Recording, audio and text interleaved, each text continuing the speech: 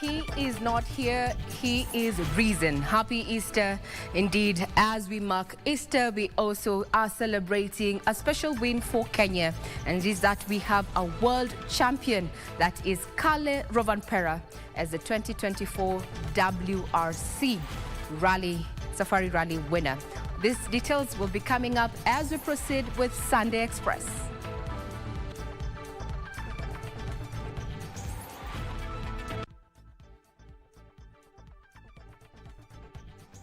Let me promise our visitors that added on to what they have seen this year, next year we want to make this event a truly exciting experience.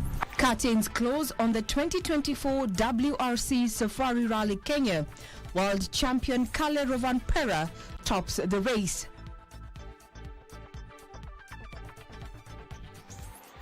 The Kenya Union of Clinical Officers regrets to inform the general public of the imminent commencement of the national strike starting on April 1st, 2024. Mark year by the day.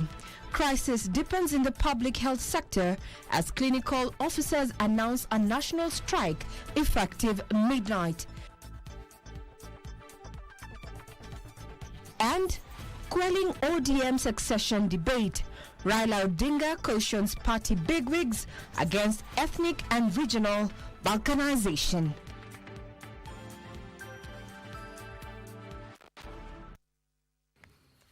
Good evening, you're watching Sunday Express. I'm Regina, Manyara, and my colleague on sign language interpretation is none other than Byron Abuli.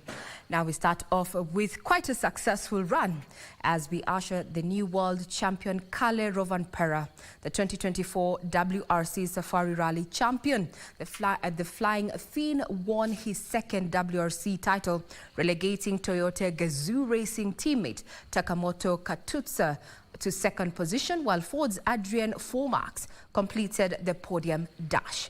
Five-time Safari Rally winner Carl Flash Tondo was best placed Kenyan at position 16 overall and 7 in the WRC2. World champion Kale Rovanpera made his intentions clear of clinching his second Safari victory after a good outing on Saturday. Despite many drivers at the third round of the 2024 WRC Safari encountering challenges, Rovanpera was among the few lucky drivers who enjoyed a clean run. Really happy with that. It's a legendary event, and every year it's a big challenge. So to win this one, it feels always really good. Yeah, today was more, let's say, surviving day for us. So yeah, nothing special. It was a very tough weekend, so I'm happy to finish. I started the rally with an approach, with a goal, which was to fight, to push on a place where it's quite open and not really rough, and to really slow down on the really rough parts, and which we did. So we get now the podium, which I'm really pleased. I mean, yeah, after Friday we had to put everything on Sunday, so obviously some quite rough stages today, but we could take the risk, and in the end it paid off. The reigning world champion had extended his lead to 2 minutes, 8.2 seconds on Saturday as his competitors, including Thierry Neuville, Elfyn Evans and Takamoto Katsuta, faced major challenges on the tough and rough terrains of Soisambu, Elementaita and Sleeping Warrior. Rovanpera's Saturday standing earned him 18 points ahead of Sunday's stages, while his teammate Katsuta Takamoto was on 15 points, while Ford's Adrian Formax was third with 13 points. Rovanpera maintained his good run to win his second WRC Safari title with a clinical approach on the final day. Teammate Katsuta Takamoto finished second, while Ford's Adrian Formax completed the podium dash. Five-time WRC Safari champion Carl Flash Tondo was the best local driver at position 16 overall and 7 in WRC2. The Talanta Hela ladies team of Tanisha Gatimo and Caroline Gatimo and Pauline Shego and Neta Yuko also had a good run in the WRC Safari. The winners in the WRC2, WRC, WRC3 and KNRC were fitted by President William Ruto in a colorful ceremony held at Hell's Gate, Naivasha. Friday didn't go to plan. We got 2 punctures, I think it was, and lost our brakes at the end of Kidong, the second loop, so we were on the back foot from the beginning. Saturday was rough. Sleeping Warrior, I don't think it's been rougher. And it's a car breaker, so as a privateer, it's quite a tough rally to get round and finish every section. So I'm feeling quite proud of that. The rain followed us around but never rained on us. The 2024 WRC Safari comes to an end with the ceremonial finish at Hell's Gate and the crowning of a new champion. From me, it's a wrap. I'm Karanja David. Carlton and Team Jessup have a total of 5. Now let's have a sneak peek. Now we already know the lineup: Kale Rovanpera, Takamoto Katsuta, Adrian Formax. President William Ruto says the Kenya government will double its efforts once again, hosting another exciting and more efficient, cost-effective round of the WRC Safari Rally Kenya, which is a third leg of the WRC series after Rally Monte Carlo and Rally Sweden. During the prize-giving ceremony where the flying Finn Kale Rovanpera emerged victorious, President Ruto at the same time also challenged the private sector to support the event that continues to attract more fans in Kenya and across the globe. The Elfin Evans and Scott Martin. We've yet demonstrated as a country our expertise, our hospitality, our splendor as a nation, our tourist attraction as a country. And let me promise our visitors that added on to what they have seen this year, next year we want to make this event a truly exciting experience. We are willing to cede space as government. We will continue to backstop and to support this event. I would want to encourage the private sector, people in enterprise, to participate in this event, to sponsor parts of this event so that we can all benefit from what Safari Rally is. This rally has witnessed the culmination of a restructuring process that we have been undertaking on your instructions and with your involvement, Your Excellency, to make the WRC Safari Rally project better, more efficient, and more cost-effective. We want to assure you and our partners that we'll continue this process of reforming, improving this project so that it can deliver at the highest standard. Congratulations to the winners and all the participants. Now, Orange Democratic Movement Party leader Raila Odinga has cautioned party bigwigs against ethnic and regional balkanization in efforts to succeed him. Odinga is warning that the continued political jostling risks dividing the party. Speaking at a fundraiser for orphans at Malindi Muslim Orphanage, Odinga said he's yet to secure the Africa Union Commission chairmanship and hence remains a substantive party leader.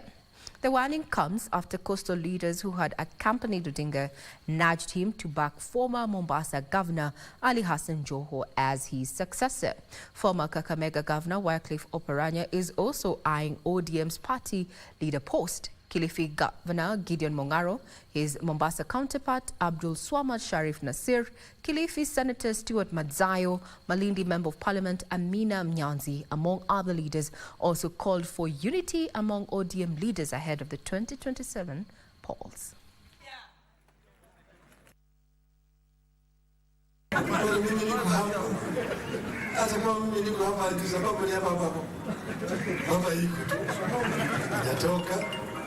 Tayari mnasema wewe shika hiyo pande hii, shika pande hii. Hapana, kama baba atakuwa yuko, tutaketi chini kama wana ODM tutakubaliana.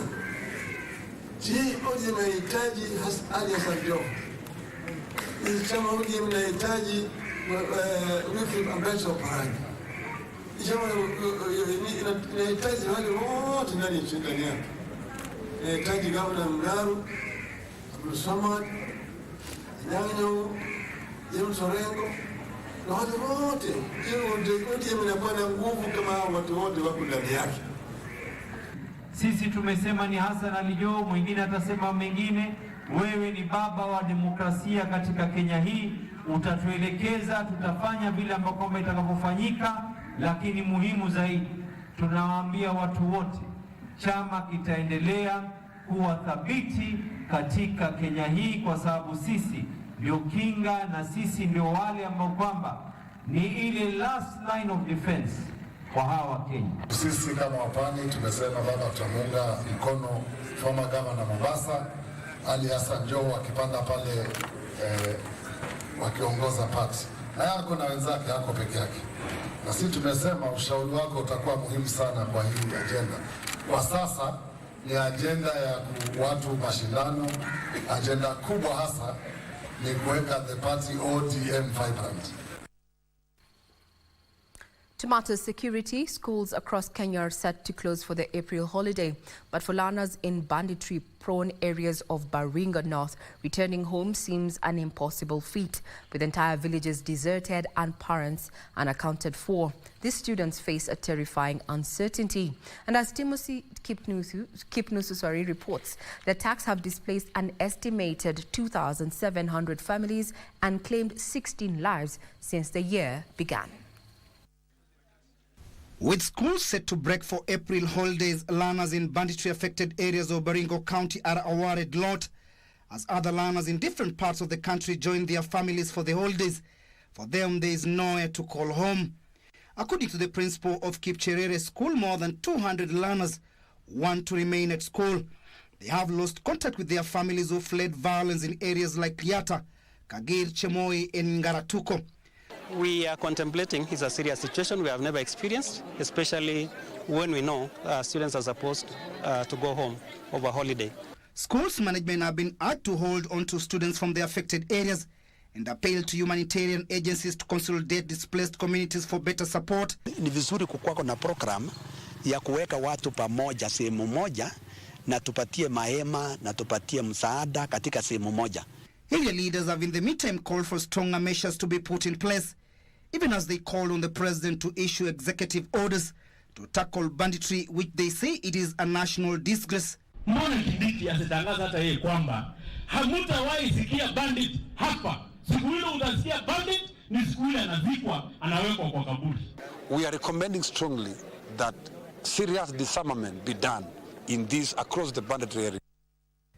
Timothy Kipnusu for Sunday Express.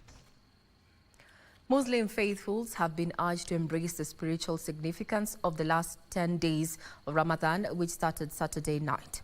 Director of Dawah at Jamia Mosque, Mohammed Sheikh, encouraged Muslims to help those in need, particularly during the last days of Ramadan, to multiply their rewards for exhibiting acts of kindness to humanity. Ramadan is one of the most important months in the Muslim calendar. Allah. It is a time of increased worship, spiritual cleansing, good deeds and acts of charity. The last 10 days and nights hold even greater significance as it provides an opportunity to reap the benefits of Ramadan and seek salvation before the month ends. As the 10 days for prayer began, Director for Dawah at Jamia Mosque, Mohammed Sheikh, called on the Muslim community to dedicate themselves to deepening their connection with Allah and engage in the recitation of Quran. Bila shaka sehemu mbalimbali tunasikia msikiti watu wanaswali swala ambayo walikuwa haswali kwa siku za kawaida. Kuanzia saa 8 za usiku, saa 9 watu wanakusanyika msikitini na wanaswali. Na swala hii ni kuonyesha tu ile kujitolea na ukakamavu katika ibada, kwa sababu ni jambo ambalo kwamba limehimizwa wakati wa usiku watu wajibidisha katika ibada. Na si swala tu, bali kuna ibada zingine kama vile usomaji wa Qur'ani, kufanya dua. Yote haya ni katika mambo ambayo watu wamehimizwa kufanya swala za usiku. Amin, wakati wa usiku. Further, he highlighted the importance of Laylatul Qadar, the night of decree. Katika 10 hili la misho kuna usiku ambao Muislamu akijaliwa kufanya ibada ndani yake huwa ni kana kwamba amefanya ibada zaidi ya miaka 83, malipo ambayo kwamba anapata. Kwa hivyo Waislamu wamehimizwa kuweza kujikakamua, kujizatiti na kufanya bidii katika sehemu hii ya misho, 10 la misho la Ramadhani. Na tunapozungumzia usiku huu sio physical thing ambayo tunatafuta, bali ni Muislamu kujibidisha kufanya ibada mbalimbali.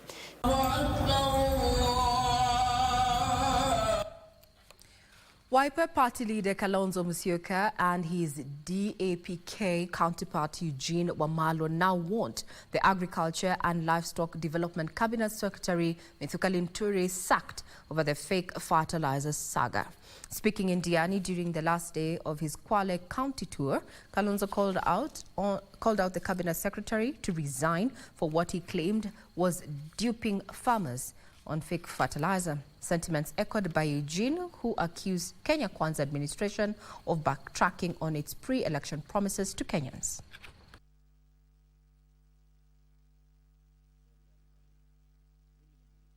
Kungekuwa na nia tena ya kupigana na ufisadi aina hii, waziri husika angekuwa tayari amepeleka barua yenyewe kujiuzulu. That is what other people do in democracies. If indeed we still pretend we are democracy in this country. We have over 80% earning a livelihood from agriculture. You promised them that when you enter State House, you will ensure there's guaranteed minimum returns to the farmers. Now that is not guaranteed anymore. How are we going to grow food and remove Kenya from the list of food insecure nations of the world when we are allowing our wash friends in this government to give fake fertilizer and fake seeds to farmers? We will not achieve. Dilapidated school infrastructure and poor road network remain some of the key eyesores West Mugirango residents want prioritized as part of the constituency development projects. In the second edition of our special report, Know Your Legislator, John Jacob Curie brings us insight on how the constituency is utilizing the national government constituency development funds and the views of the residents on whether the funds have an impact in the grassroots development.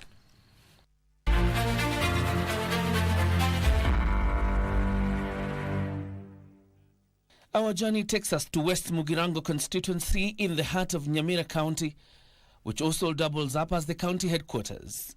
The constituency is home to approximately 200,000 people. It is one of the 4 constituencies that make up Nyamira County. Our interaction with locals reveals a pressing hunger for rural development. Their priorities being the rehabilitation of school infrastructure, upgrade of feeder roads and provision of water to high rocky regions. Hata walimu wetu wanaumia kukuja shule na pia wanafunzi wanaumia kutoka. Kitu kama barabara hata ingalawa hivi kuweko kwa njia safi, lakini mwenye contractor ndio alifanya kazi sio nzuri sana, lakini amefanya. Tunamuomba hii mahali iliyoachiliwa, mahali aliachia huko njiani, afanye mpango aimalize ifike hapa shule. We seek out the area MP Stephen Mugaka, who is serving his first term as a legislator. A lawyer by profession, Mugaka says he is keen on addressing the pressing needs of a constituency. Our committee for CDF evaluated and came up with a program of what are the priorities for each ward. And it is on the basis of that, then we sat and prescribed that the best gift we can ever give to the wards is to change the school infrastructure. Case in point is Giacomo area. It is one of the high rocky areas that has grappled with perennial water shortage. A situation the legislator says is poised to change following the sinking of a borehole at Giacomo. Additionally, they have installed a solar-powered generator to pump water to Giacomo Secondary School, as well as serve the local community. Wanafunzi wetu wamepata nafuu kidogo kuliko walikuwa wanasumbuka kuleta maji kutoka kwa mtoni. Tulikuwa na maji hapa awali. Tulikuwa tunasumbuka kwenda mtoni mwendo wa saa 12 wakati tunafaa turudi darasani tukaweze kusoma. It also supports time because we will get time for us to read, and also most of us we get enough time to go through our work. Na tulikuwa tumeshapata tabu sana kwa shule yetu ya Giacomo. Tulikuwa tumekosa maji sana, lakini tumeshashukuru. It has helped a lot because previously students used to have problems getting water. Now there is water nearby, although we have to do more of a connection so that we can have it all around the compound. I took a bold step and invited the best of geologists to come and do a geological survey. And 3 of them told us that there is a possibility that we can strike the water. And that is how we went for it. It was a bit expensive and it will call for some cost variations. According to Mugaka, public participation was instrumental in identification of projects for development among them being refurbishment of dilapidated infrastructure in schools. I have lobbied to ensure that I align the resources available in national government CDF to what the people require. And the appetite of the people has instantly responded. It is like everybody requires an upgrade infrastructure before. Compare that with like my predecessor, whose brand was buying reconditioned buses for schools which had no students, which had no laboratories, which had no dormitories, which had no classes. And I said, not a single of NGCDF money will be spent on the luxury of motor vehicles before we sort out our infrastructure.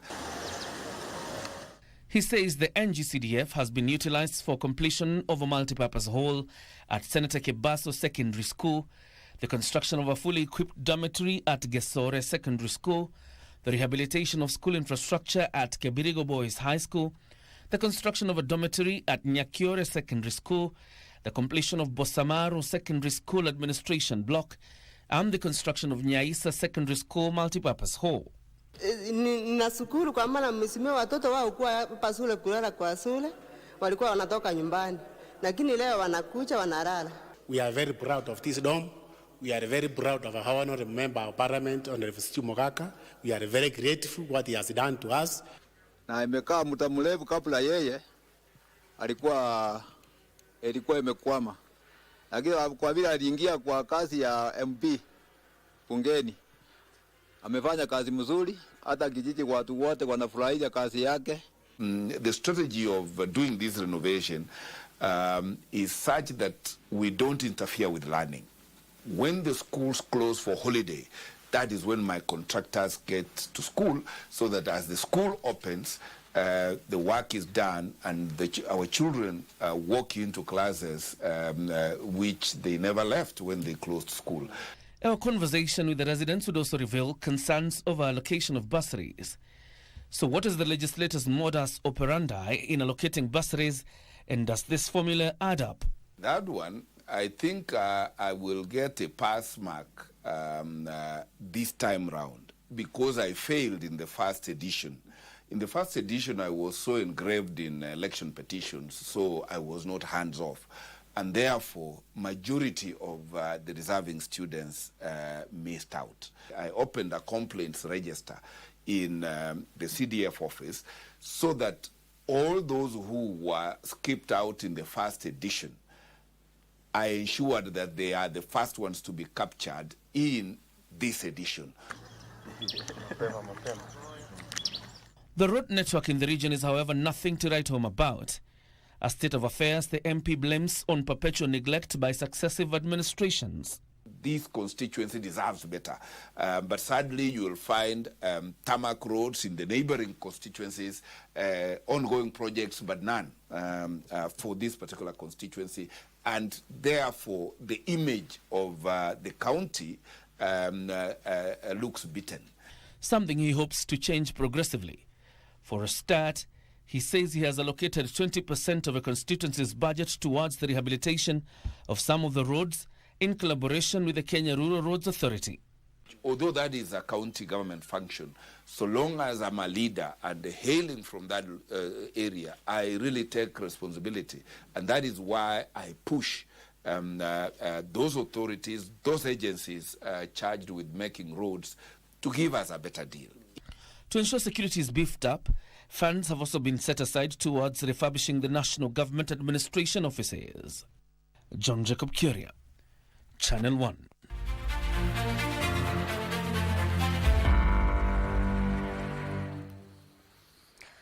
That takes us to our first break tonight. Remember, you're watching Sunday Express, and in not too long we're going to be looking at the health care crisis. So do not go away.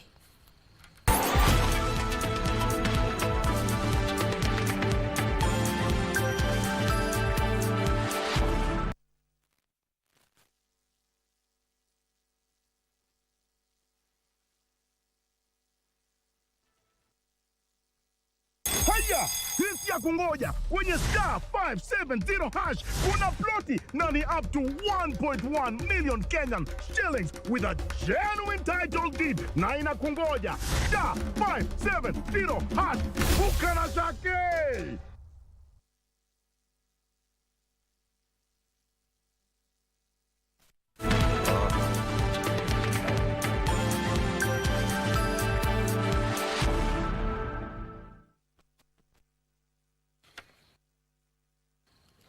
Welcome back. You're watching Sunday Express. Now, the public health sector risks grinding to a halt, with clinical officers announcing they will go on strike effective midnight tonight. Just like the striking doctors, clinical officers through their union KUKO are accusing the government and the Council of Governors of neglecting the critical health sector. This comes as ACK Archbishop Joseph Olesepid says the church is ready to mediate in the stalemate, calling for striking medics to be open to dialogue. Joseph Wahungu with the details of the deepening health crisis, as the Ministry of Health maintains it is committed to finding a lasting solution. It's now 3 weeks since doctors downed their tools, but it appears there's no respite for the ailing public sector. This follows an announcement by clinical officers Sunday. The clinical officers, through their union leaders, says the decision to down their tools effective midnight Sunday was triggered by what they term as the government's negligence of the health sector. That the Kenya Union of Clinical Officers regrets to inform the general public of the imminent commencement of the national strike starting on April 1st, 2024. They're also accusing the governors of being a stumbling block to the talks. There was a directive from court that we resume our CBA negotiations. The Ministry of Health accepted the call and came to the table. The Council of Governors ignored. Health Cabinet Secretary Susan Nakumicha says the government is keen on ending the ongoing doctor strike. Hiyo makosa nitarekebisha. Na hii serikali inataka kurekebisha makosa kila mahali. Ndio nyinyi wananchi mpate faida. The clergy says it is ready to mediate to end the suffering of Kenyans. We are calling upon the government to address the issue of the doctor strike by listening to every grievance that are made, and the doctors to be open to dialogue and to conversation. And we want to offer ourselves, even as church leaders, that if the stalemate continues, we want to offer ourselves as mediators. But for Sunday Express, I'm Joseph Wahungu.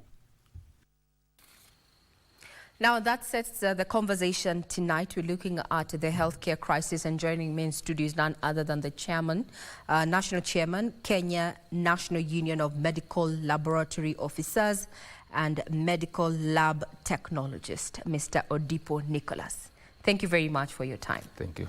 Now, at a time when, even the church is saying we're ready to mediate in this crisis, under your umbrella, I'm saying the lab officers are now joining the foray when it comes to industrial action that is being taken by medics across the country. Yes. You're definitely not being part of the solution. Why? Why now? Not that we are not being part of the solution. Yes.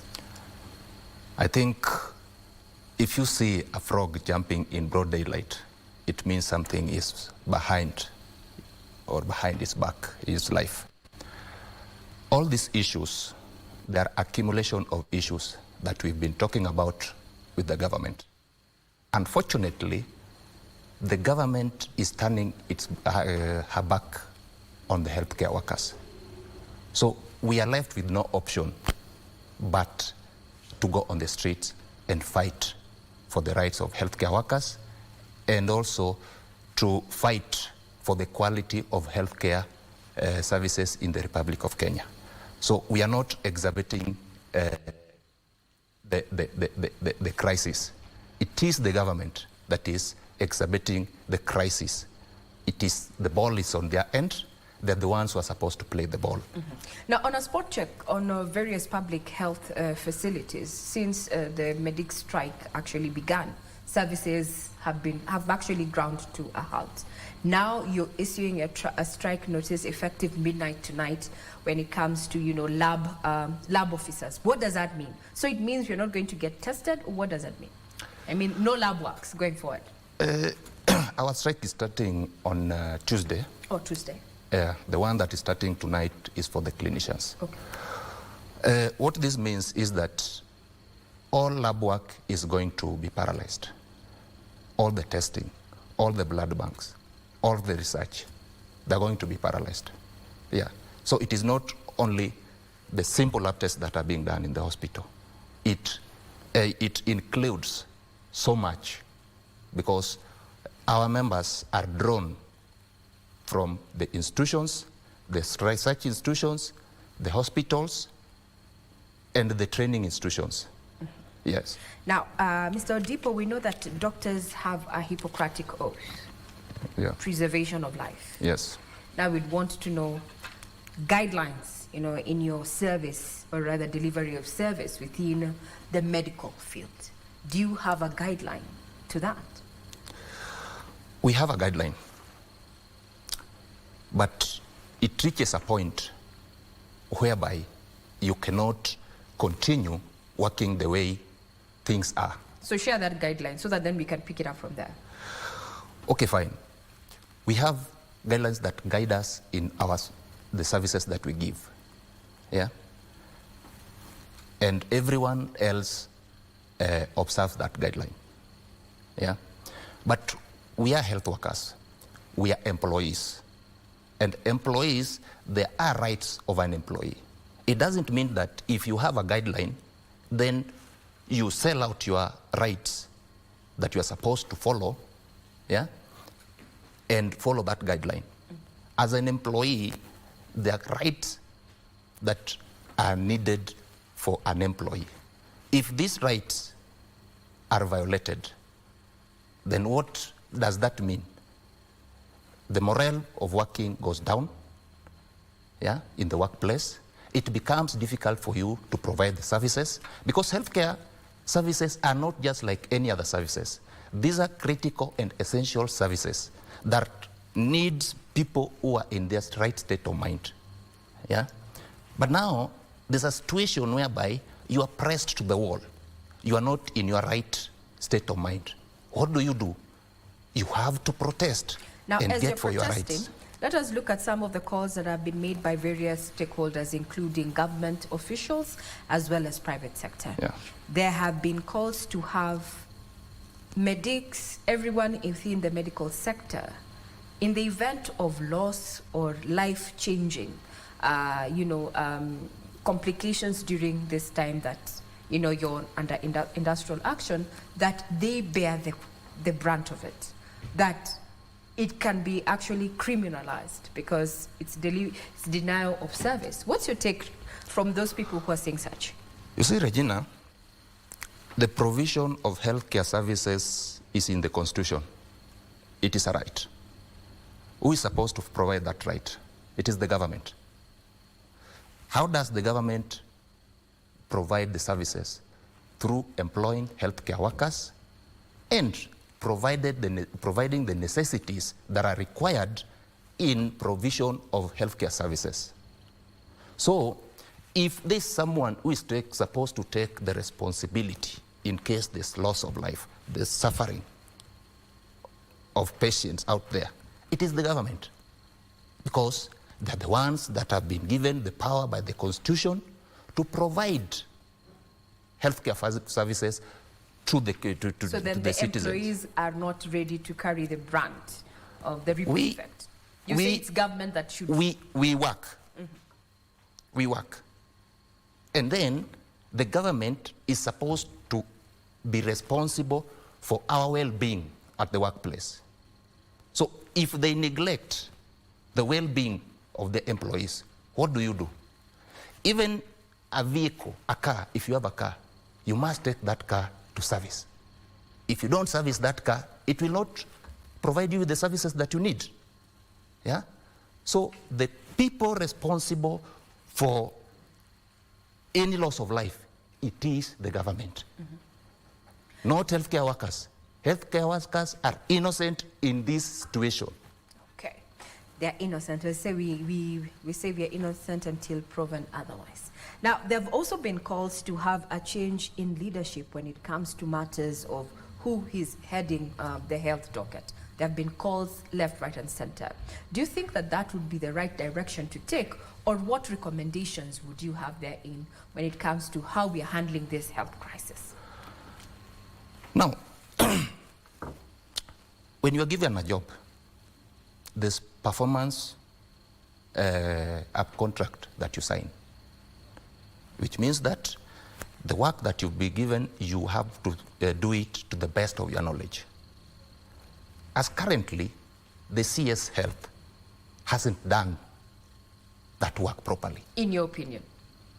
In everyone's opinion, including the citizens of this country. Well, yes, we are asking you as an individual. Because all these issues, we've been discussing them. We've had various forums. In October, we had a meeting with the Minister of Health. That meeting took 2 days here in Kiambu, and then it culminated in signing of the Kericho Declaration. That was a goodwill from the unions. Yeah? They gave us timelines in executing this declaration. And we said, now, we'll give you the timeline that you've requested. Please go and act on these issues. October, November, December, tomorrow will be April. None of the issues have been looked done. into. And when I look at some of the issues that have been raised, it's the issue of employment of those who are working, interns, and their registration, subsequent registration therein. But then it means also it is a capital intensive. It is capital intensive. I am being the devil's advocate here. It is capital intensive. And also government has said, as you said, you had a conversation. They said, fine, we are going to do this. They have not honored. And looking at what the CS said is that she's just appealing for time, and also, for the health workers to be a bit alive to the current situation that we're having, or rather government is finding itself in terms of funding and such. In your opinion, Mr. Odipo, what main key points, if they were addressed? You said industrial action is going to take place on Tuesday. If addressed, you're going to be at work. Now, 3. Now, yes. In our strike notice, we had various demands that we made to the government. One of the demands was absorption of UHC workers. Another demand was absorption of Global Fund employees. These are colleagues who have been in contract since 2009. You cannot tell me that somebody is working on a contract since 2009 without a government making arrangements in absorbing these people into permanent and pensionable terms. So if you're telling me that right now there's no money to absorb them, and these people have been working for over 15 years, what do you mean? What do you mean? This country, every year there's a budget that is read and is funded by the citizens of this country. I pay taxes, you pay taxes, everybody else pay taxes. Where are these taxes going? Somebody working for 15 years in contract. If you look at the Employment Act, the highest number of years you are supposed to work is 6 years, and then you should be absorbed into PNP. These colleagues are losing a lot. Yeah? So you cannot tell me that in 15 years you've not made arrangement to absorb 114 employees. Now, that is a lie. You've said from 2009 we're looking at 15 years. Yes. It seems that the leadership, the CS currently, has inherited historical injustices, so to speak, using that term. And now she's finding herself on the hot seat trying to, figure out how to get out of this crisis. So if you were in her position, what would you address and how would you go about it? Because government has already pronounced itself that it is having a shortage of funds. And what I'm hearing, or what we have seen is, consumers of what the striking medics have said is the issue of absorption, employment as such is actually the main pain point right now. Yeah. What would you do? Where would you find the funds? Now, government is a continuous existence. Yes. People come into government and people leave government. So if any case, right now I'm sitting here as the national chairman of Kenya National Union of Medical Laboratory Officers. I will go. Someone else will come and will get, if there are things that have not been done. Is that person going to sit and saying, no, these ones were the previous person's issues, let me brush them away? You cannot. You cannot. This government has been in power for close to 2 years now.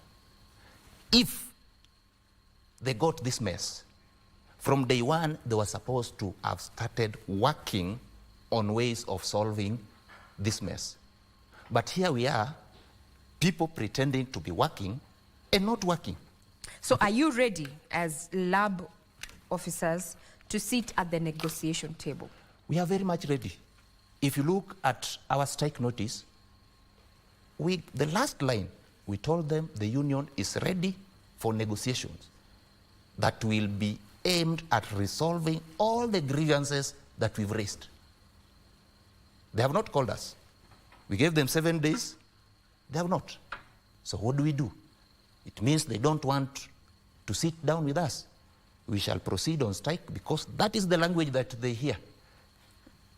Well, so from where, just a parting shot is that, do you see an end in sight for the current crisis that you find ourselves in the health sector? If the government wants to end this crisis today, they will end it. They will end it once and for all. Okay. But there's no willingness in them to end this crisis. So it shall continue so long as they're able to come to call us to the negotiating table, give us what we want, and everybody goes back to work. And we are happy serving this country. Unfortunately, those who are suffering are those who have patients in hospital, those who are unwell. That is Wanjiko, that is a taxpayer that requires these services, I'm imagining. Anyway, we'll be keeping tabs of that, on that. Thank you very much, Odipo. Nicholas is the national chairman of the Kenya National Union of Medical Laboratory Officers there, who have issued a strike notice come Tuesday if government does not have them at the negotiation table going forward, exacerbating the health care crisis that we find ourselves in. That puts a cap into our conversation tonight. We take a quick breather. We'll be speaking sports soon. Do keep it right here.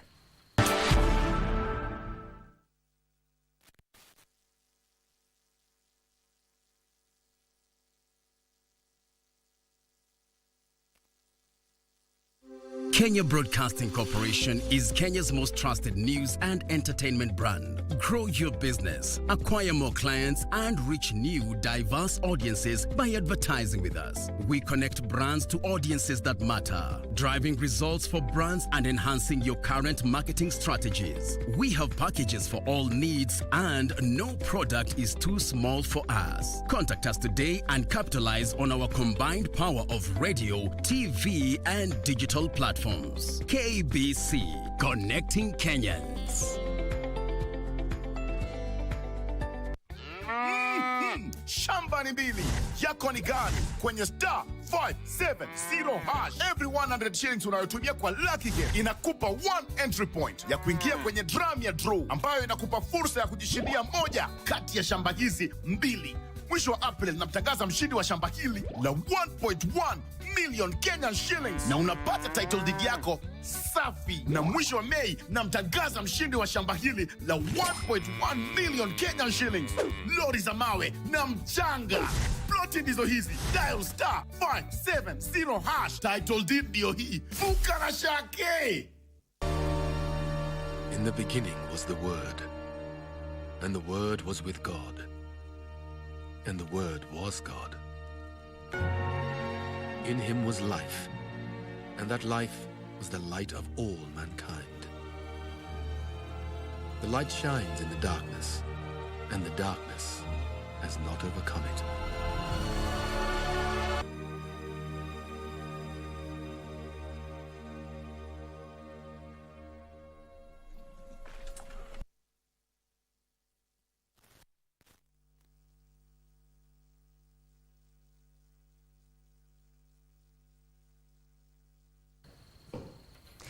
Good evening. You're still watching Sunday Express. Now, in a showcase of rich choral tapestry, the Kenyatta International Convention Center was the epicenter of musical brilliance as choirs from across the county gathered for the Battle of the Choir second edition, with last year's champions, the Cathedral Youth Choir, returning to defend their title. The stage was set for a harmonious clash of voices and rhythm. Joy Joan with the details. From hymns resonating with the spirit of Easter to African sacred folk songs pulsating with tradition, the stage is set for an unforgettable musical journey. Each note carries the passion and dedication of these talented vocalists, captivating the audience with their harmonious blend. Each choir has been rehearsing tirelessly, perfecting the harmonies and vocal techniques, ready to captivate the audience with their soul-stirring performances.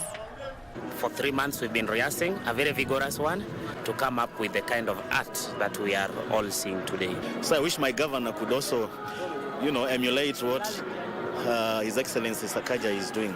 Nurturing talent, picking talent from the grassroots, and especially, evangelizing the word of God through the church choirs.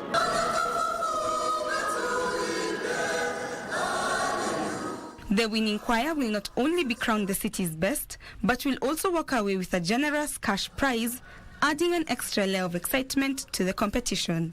We have the Nairobi Festival, which mostly targets the youth. And we had to create another event now that targets everyone else, families, and our parents. The two-day event, dubbed Battle of the Choirs, is set to climax tomorrow, with the winner getting crowned by the county boss. Joan Junge for Sunday Express. And we'll be there on hand to let you know who carries the day. Now, 70-year-old Arun Shah's love for birds has seen him go the extra mile to feed and care for the wild creatures that have come to depend on him for food and water. In a rare friendship between bird and man, Shah spends his money to buy food and water for the birds, a tradition he has sustained for years that has seen the birds learn to circle back to the same spot every day to grab a bite. Here are the details of Shah's rare hobby that has become a lifeline for the birds.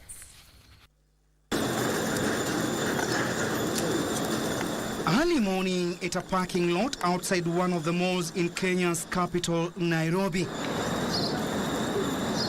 The sound of the chirping birds welcomes us to this open space. The sight of birds nibbling at seeds scattered on the ground and flapping their wings in flight is a rare sight.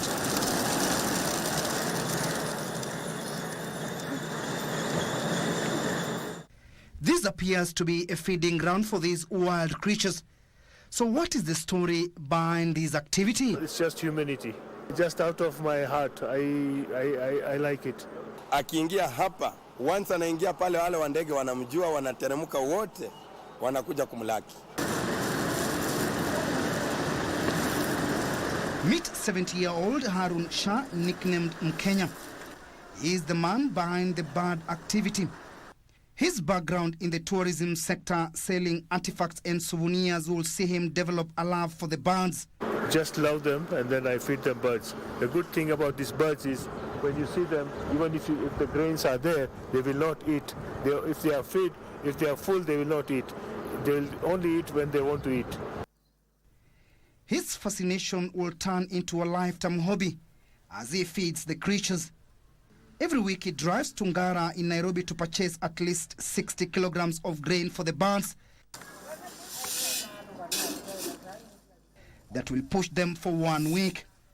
Shah is a trader with a shop along Muindi Mbingu Street. Before he gets to his shop, he has to make a pit stop to feed the birds. A tradition that has seen the birds come to rely on him, and they are able to spot him from a distance. So what motivates him to feed the winged animals? Yeah. Even on Sundays I come. Even on holidays I come. Unless I'm not in Nairobi.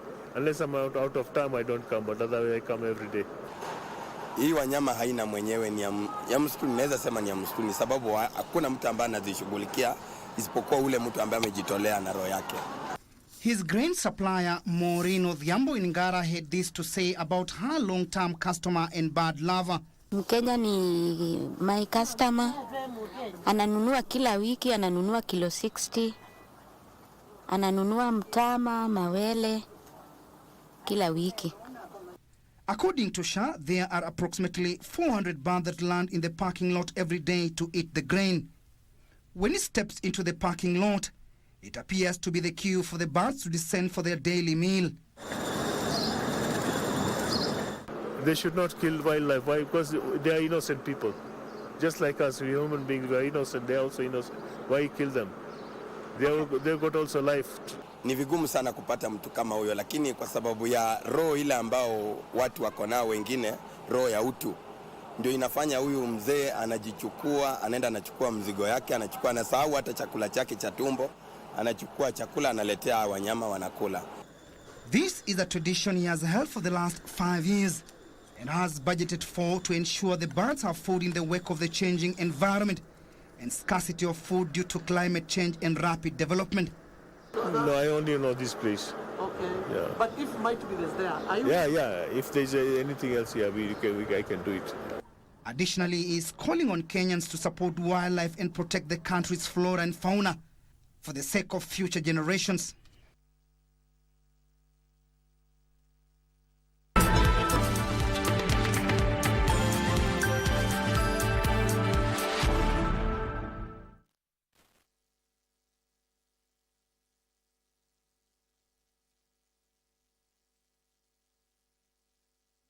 Ili kupata msubiri Mungu kama sikiza tune yako, bonyeza *812 *501#. Kijana kanipigia simu amejawa na huzuni, amefadhaika yuhoi. Nikamuuliza kunani? Japo nimetia jitihada za mtu wa kujenga nyumba kwa mate, nikaongeza kumcha Mungu, sifanikiwi. Naishi kama lofa mlala hoi, kabwela wa madongo. Kupata msubiri Mungu kama sikiza tune, bonyeza *812 *501#. *812 *501#. Watch the Mozartbet Cup as teams from both the top tier and low tier battle for the ultimate prize of representing the country in Africa's CAF Confederations Cup. Catch all the action live and exclusive on KBC Channel 1, beginning with a round of 16 matches, the quarter-final, semi-final, and the final. Mozartbet Cup, live and exclusive on KBC Channel 1, your true sports partner.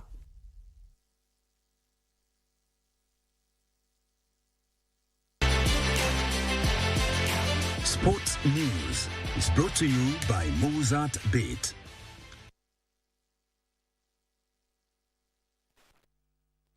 Welcome back to Sunday Express. It's now time for us to talk sports. My name is Karen Kibet.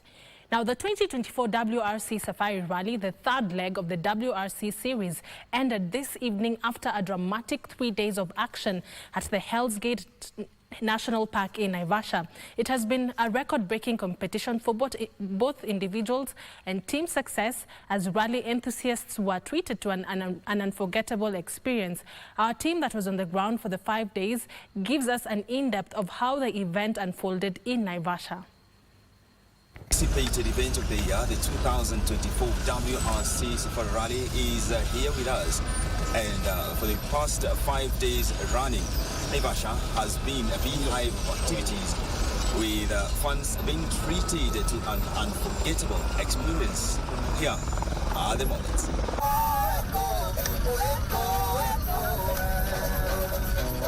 It was a sight to behold as fans thronged different stages during the 2024 WRC Safari Rally to watch their favorite drivers in action in a competition that proved to be torturous to the competitors in the world's most grueling rally.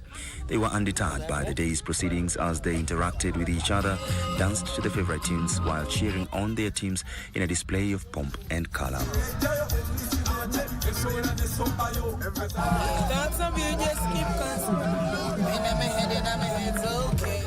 A sleeping warrior was walking as East African Rally enthusiasts turned out in large numbers on day 3 of the WRC Safari Rally in Soisambu, Elementaita and Sleeping Warrior to watch the cars tackle the rough and tough terrains ahead of the ceremonial finish at Hell's Gate on Sunday.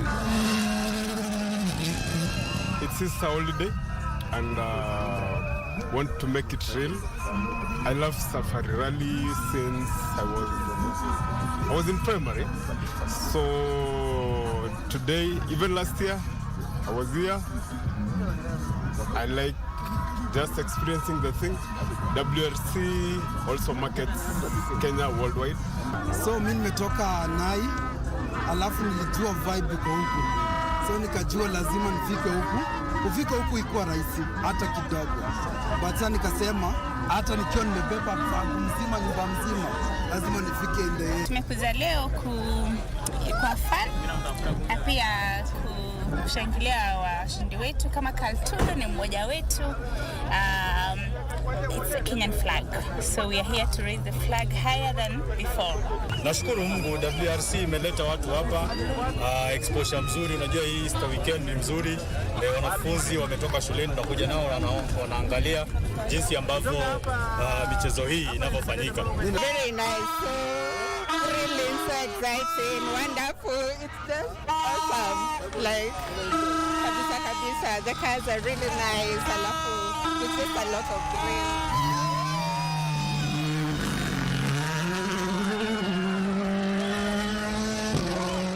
It was a joyful moment for fans from all walks of life in Naivasha when they met their favorite drivers in the passage control stage at the Buffalo Mall.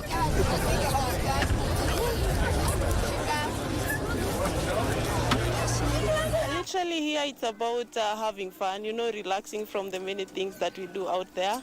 And also I really appreciate what this guy is doing. He has to remind us that we have to take care of ourselves and take care of our loved ones. Yes. I feel good, great. For all Kenyans, it's a great opportunity for Kenyans to come and celebrate Safari Rally, and also great for us to come and communicate about prevention of HIV and AIDS. It's a beautiful day. We thank God and we wish all those participating the best. So what I've seen is that the drivers have really interacted with the people. This is actually living up to the billing of the rally, bringing the rally closer to the people. So it's so exciting to see the children excited, the fans are excited.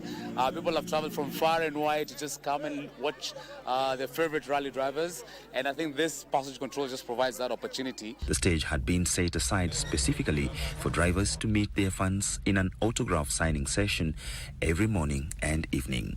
Drivers need to come here for the sake of media, meeting the children, and promotion of the rally. They come to this stage, we sign their time cards. As soon as they sign their time cards, they come sign, give their autographs, and leave for service in. It all started at the Art Cafe Safari Center in Naivasha, where rally enthusiasts got a moment to share with their favorite drivers just after the super special stage at Kasarani that saw Thierry Neuville carry the day. Hi, my name is Simran.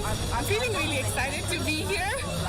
Yeah, Team Toyota, obviously. Nimepata ya Karan, nimepata nyingine hapa ya team. Na nyingine namba 28. Niko hapa for the adrenaline.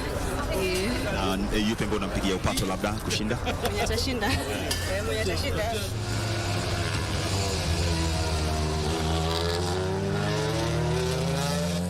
For the easy flow of traffic police were deployed everywhere as part of measures to ease traffic during the 2024 Safari Rally.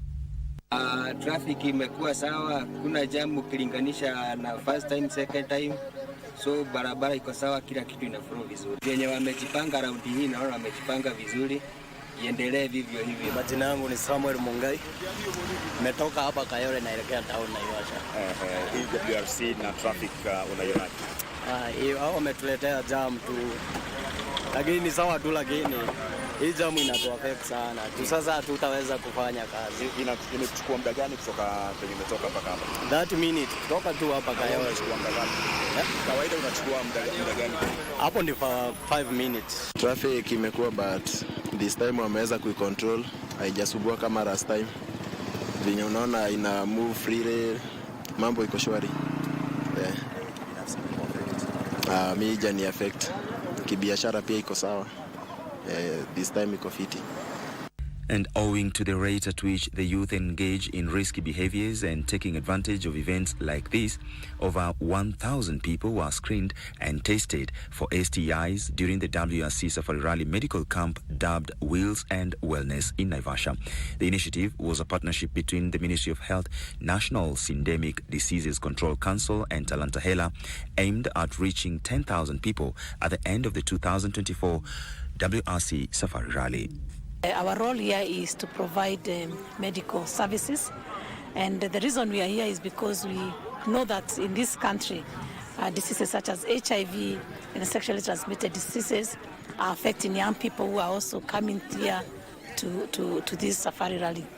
As a country, more than 70% of our cases of HIV are for young people below the age of 34. And we want to be here with these young people, especially in a period where there's celebration, so that we remind them that there are diseases as a country we want to eliminate, and one of the diseases is HIV. The other reason we are also here is that we have realized that there's increasing high incidence of gonorrhea and syphilis and other sexually transmitted diseases in this country. And indeed, even today as we are doing the medical camp, that is what we are observing, that we are seeing people at home also with sexually transmitted infections, and we are also creating awareness to say that unprotected sex is not just HIV alone. It is some of these diseases that have long-term effect, including some of them that cause infertility among young people when they want to have a child later in life. So we are here to ensure that we are celebrating at the same time to ensure that we are communicating behavior change and giving people also messages about safer sex is fun. So I think the rally itself is a good opportunity for the young people, because we want to interact with them and also tell them, as much as we are having fun, because I'm also a young person, it will bring a lot of safety in terms of their health, because one of the key services that we are bringing here to the rally is HIV testing, HIV prevention, sexual reproductive health. So when they're having fun, they have in mind that tutafanya sherehe, lakini tutaifanya na njia ya kujiheshimu, njia ya kujua maana ya afya yetu na pia kulinda afya yetu. And after the fun moment, it was time for the rally enthusiasts to join the drivers in an adrenaline-fueled thrill, the rubber. Saman Vora was the first Kenyan rally driver to exit the WRC Safari Rally after an incident where he damaged his Skoda Fabia roll cage at the Super Special stage in Kasarani. Karan Patel was the best placed Kenyan after the Friday sections of the 2024 Safari Rally. Patel was lying 14th overall in a day that saw Toyota hold the top 3 places after a day filled with drama. Nihil Sachania exited the rally after he rolled in Kedong, while Andrew Mwiruri and Hamza Anwar suffered mechanical gremlins. Mwiruri was later fined. The Talanta Hela ladies team was led by the experienced Pauline Shegu, co-driven by Lynette Ayuko, plus Lisa Christophensen and Tinashe Gatimu and her mother. Today's track has been tough, especially driving around late in the evening, the dark, rains, the terrain, the fresh, all those challenges. We met them today. But, we decided to rally. We made it, we just decided that we are going to do it. So whatever comes, we'll just deal with it. The first 2 stages were good, but the last one, Sleeping Warrior, was tough. It was muddy, it had rocks, it had everything. And the car's been giving us a few issues, so that's what they're trying to figure out at this point. So it was tough because the car kept on going off.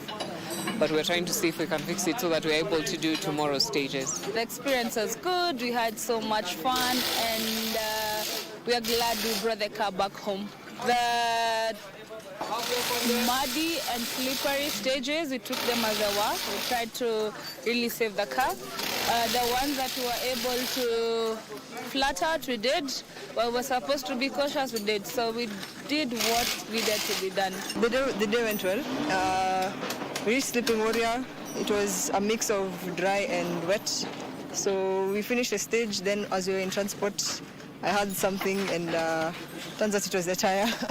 So because of time, we couldn't afford to stop and change it. So we just drove with it until the service. So what did it mean for you getting a flat tire? I mean, I could still control the car, so I knew it wasn't like too bad. And yeah, I just got the car back home. Well, after experiencing the electrifying finale, the 2024 WRC Safari Rally came to a thrilling conclusion at Hell's Gate as the competition reverts to its traditional Easter holidays. Hence, the trending hashtag Easter na Rally. That will be all from Naivasha. My name is Isaac Lemoka.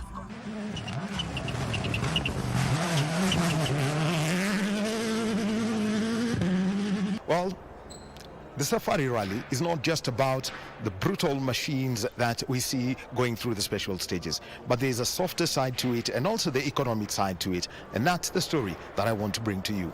Rallying is a dangerous sport. We have seen cars suffer damage in the special stages despite being built with reinforced carbon fiber, which is paneled onto steel chassis and roll cages. This engineering spectacle keeps drivers safe.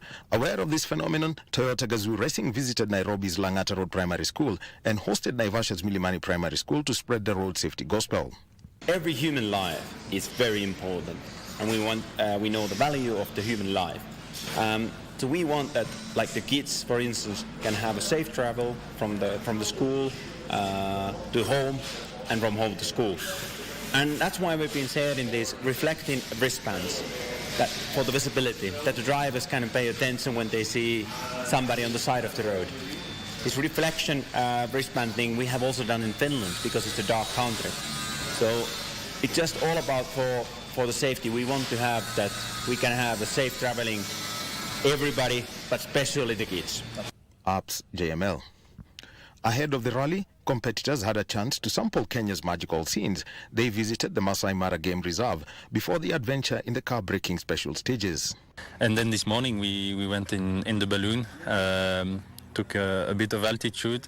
I'm a bit afraid of heights, so I needed to get used to it, but afterward it was really enjoyable. We out in the national park, and it's even a different pace of life again to what we would have in the cities where the rally is based. So yeah, like we said earlier, it's nice to see. Obviously this morning was the highlight, the hot air balloon. And a challenge was thrown to Kenyans by a contingent from Uganda who trooped in droves. The Kenya Tourism Board partnered with the rally hunters to bring in rally fans. In tourism, this is a very important. We are working very closely with the Ministry of Sports, the Arts and the Creative Economy to be able to ensure that the jewel that we have as Kenya, the beauty that we have as Kenya, the touristic attractions are projected through this particular event so that the world will know what we have. I'm sure they might have sampled our flamingos here, down there, the Lake Naivasha, the Hell's Gate, our wildlife, and of course our world-class, I keep on talking about Daktari here, because this premier training institution is a world-class institution that we invite everybody to come and train. So overall, I want to say all visitors are welcome. We are indeed very happy, and we are very grateful for the organizers of this event, all those that have participated in the organization. Tourism is the only foreign exchange earner that can consume at source. We cannot export this tourism, and that's why people will have to come from all over the world. So whenever we have this kind of an activity, WRC, we are attracting so many people who are coming to boost our economy. So we are happy because right now, all our facilities around Naivasha, Gilgil, and in the environments are full. For example, these are 160 rooms that are being occupied in our destination. Our journey was a mixed feeling because on board, we had people who were expecting to see a lot of things. So they always kept on asking questions, and we had to explain. Good thing we had someone from Kenya Tourism Board all the way from Kampala to Naivasha, where we are today. And that person at least helped us to see the beauty of Kenya and appreciate it. Personally, I would say it is a dream come true. Initially, people never knew what motorsport could bring on board. But I am telling you, this is a sport that brings in so many people all the way from all walks of life. And as they move around, as we tour, who knows that we would one time be here. But it's just because of motorsport we were able to tour Kenya, and the journey continues. Well, the cars, obviously, the hospitality from our Kenyan brothers and sisters, the food, yes, I'm looking forward to tasting Githeri for the third time, and also the cars, yes, interacting with, because we know it's WRC, it's the World Rally Championship, interacting with the world's finest drivers, if we get a chance to, basically, and fun, ultimately. Everything that the Safari Rally can throw has been done. The kindness, the tourism, and also the adrenaline that comes from every petrol head that was in Naivasha. On behalf of my colleagues, Isaac Lemoka and Karanja David, I am Daniel Wahome. It's been great. Nimefurahi sana mashindano ya mwaka huu. Tunaona kuna mabadiliko makubwa, haswa vijana chipukizi kama Kale wanashikilia mkondo kwa sasa. Teamwork, nafanya kazi mzuri, lakini generally iko poa. It's an adventure. Experience iko fiti. Kwangu ni first time kuja huku, so definitely at least nimekuwa na a new thing yenye nimeweza kuona. Imekuwa ni kazi nyingi. Kuamka asubuhi 5, the whole day you are there, unaleta kadi, you drop the clips and you go back again to the next shoot. This is much fun. This is much fun, and we are happy that we came to Naivasha to experience. So far ni mara yangu ya kwanza kuja hii event kama hii, na vile nimeona imekuwa sawa. Poa, tumeona preparation vizuri, organize kila kitu vizuri. Rally imekuwa poa, but restrictions kwa mob. Sema tu kila kitu, coordination, teamwork, the team that is here in Naivasha. Perfect. It's been exciting. Thanks for all the support we got from Kenyans across the world. Thank you to Team KBC for that amazing production. Moving on, FC Leopards, Denmark, Kariobangi Sharks and Compel FC have secured their slots in the quarterfinals of the Mozartbet Cup after winning their round of 16 matches played today. KC Odhiambo's 56th minute goal and Leopards a narrow 1-0 win over Shabana to secure the slot in the last 8 of the tournament. Kariobangi Sharks was the other Premier League side that joins Leopards in the last 8 after coming from behind to beat Ulinzi Stars 2-1. Compel FC has an easy route to the quarters by defeating a below-par Mara Sugar 2-0, while Assad and Denmark went the full stretch before Assad winning 5-4 on penalties, having drawn 1-1 at the final whistle. The quarters will be played on 27th and 28th of April 2024. Kwenye mlango Mara Sugar anakuja Dominic Buronya.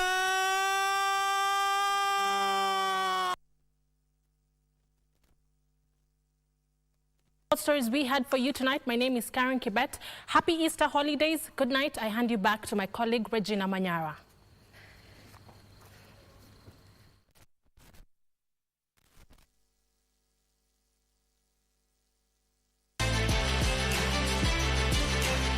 Sports News was brought to you by Mozartbet. You can lift the plane. The higher you fly, the higher your win. The sky is the limit. Mozartbet. Well, that puts a cap to Sunday Express on the very last day of March 2024. Tomorrow ushers a new month, that is April 1st. It's been the Easter season, and just to remind you that KBC has been your sports partner during the WRC Safari Rally 2024 Kenya edition. Be sure to still keep it KBC Channel 1. We are your true sports partner, and we have so much in store for you. Some of the stories that you're going to be keeping tabs on is the building, or rather the stalemate that is within the medical sector, given that at the stroke of midnight tonight, clinical officers are going on strike, exacerbating the healthcare crisis. We're going to keep tabs on that. We are open to your feedback. For now, have a pleasant evening.